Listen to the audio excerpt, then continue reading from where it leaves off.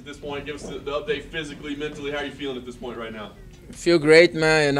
I still gotta cut some pounds, but I've been in worse weight cuttings before, so for me it's all good now. How much further do you have to go? I woke up this morning 178, so I got 7 pounds to go. Not big deal. So feeling good at this point. We're safe to say lightweight. That's never happening again in your future. No, I don't think so, man. When I was competing at lightweight, I was walking around heavier than I'm walking around now. Competing at welterweight, I'm walking around 195, 190. At lightweight, I was 200, 205. And, I don't think you guys will see me at lightweight anymore. I don't think so. I don't think we want to, knowing that now. That's crazy. Hey, one thing I want to ask, Rafa, I heard this week, I didn't realize that you and Kamaru had trained a long time ago, before he was, even a professional. I think he was just starting his career. And he says you remember that he made an impression on you. Do you remember training with him at all? I think it was at Mark Munoz gym. I think we got some rounds in there, but I don't remember really how it went. But I probably was focusing on something bigger, and he was a coming up guy. But I remember we shared the mat. That was what I remember. Well, he made it clear it wasn't like full sparring, but he said he was like, I think I made an impression on him that day. I bet he remembers me. I mean, did he make any impression on you? I don't think so. I don't. Like I said, I was probably focused on some fight, on something bigger, and I don't. And that was a training, and for me it was only one more training, and then probably for him it was something bigger, and for me it was just a training. And lastly, for me, I'm curious. You said this week that you think that he believes you're easy money. Why is that? Is it something he said? Is it a way he acts? Like, why do you think that he's maybe taking you lightly? Yeah, I think he mentioned that a couple times, and I think his overconfidence can play against him. And I know he's a tough dude. I work hard for it, and I know I have a problem to solve Friday night, but I'll get it done. Have you been impressed with this winning streak that he's been on? Yeah, to being undefeated in UFC is not an easy task, and he has done it. But I'll be happy to hand him his first loss. Have you? How much have you kind of watched him as he's been on this progress, and have you kind of noticed improvements in any particular area, anything like that? Yeah, I know he's being involved a lot. His striking, he's a good wrestler, but he's been improving his striking a lot.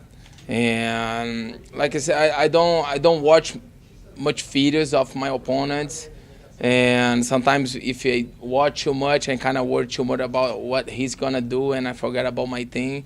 And I've been doing that thing for so many years, and I've been worse, good, bad in situations inside the octagon, and and I know he's doing good. He's improving. He always talks about how he feels like he's one of the more avoided guys in the UFC, that it's hard for him to find a fight because nobody wants to fight him. Do you think that there's any truth to that?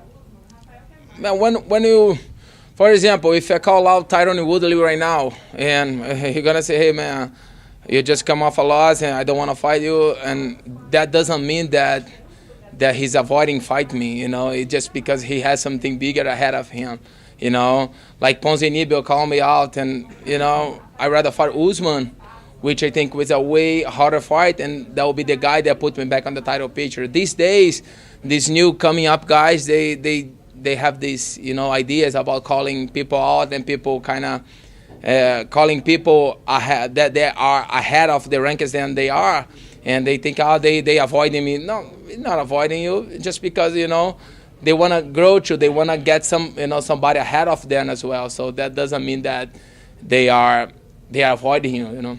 Is this a tough fight in that regard, though? Because I think he's even said this week that he really wants to fight a guy like you because you are highly ranked, and you're a guy who has been there. You've won a championship.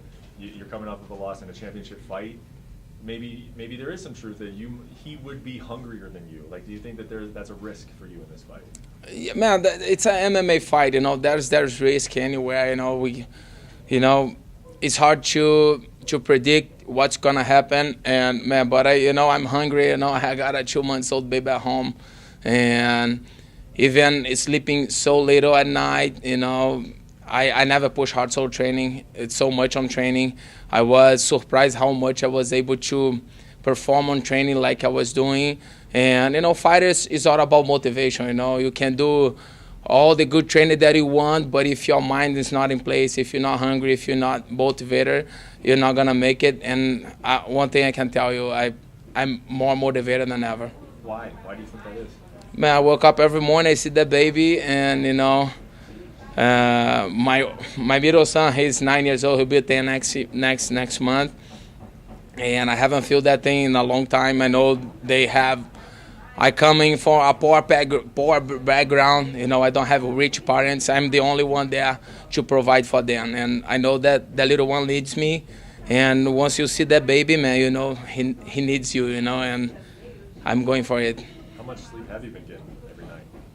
Probably 5-6 hours. Is it? Yeah, but like kind of splitting, like sleep 2, wake up. But my wife, Chris, she's doing a great job. She's trying to do everything for me at night, but sometimes I feel bad and, like kind of wake up and, make his formula, help him with something as much as I can. But it's not easy, but, man, it's a blast, I was surprised how much I was able to perform on training, doing over 45 rounds of sparring for this fight. I was sparring 10 rounds a week.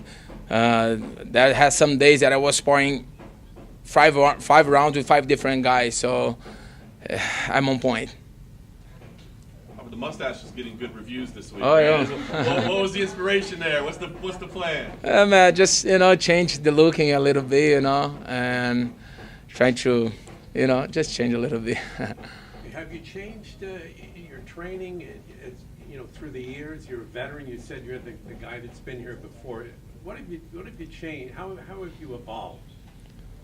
Yeah, I think that this sport is a crazy sport, and you have always to get better. Sometimes you push more on, you're training more, you're striking, and your wrestling and jiu-jitsu get worse. And it's hard to have that balance, to train everything, to get better in every aspect.